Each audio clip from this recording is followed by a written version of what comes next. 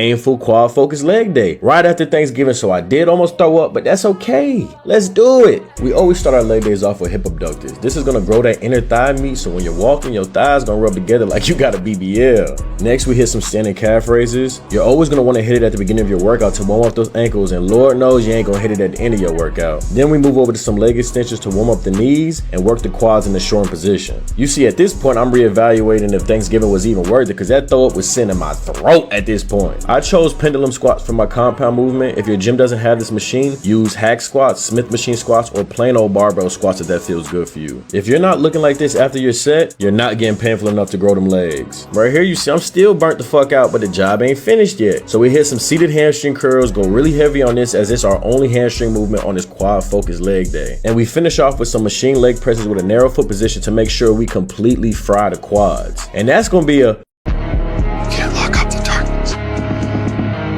What did you just say? You can't lock up the darkness.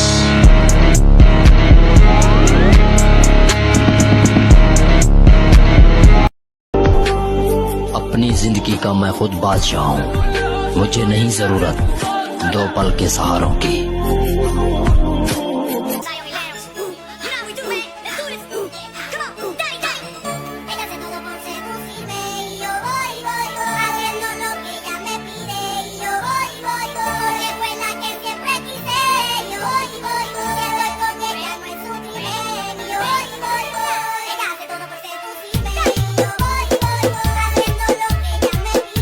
How to build an aesthetic body.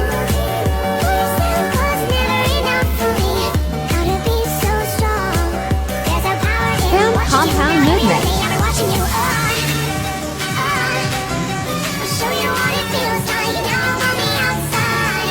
Attempting Alex Eubank's crazy shoulder workout. Let me know in the comments if you think this guy is juiced up or natty.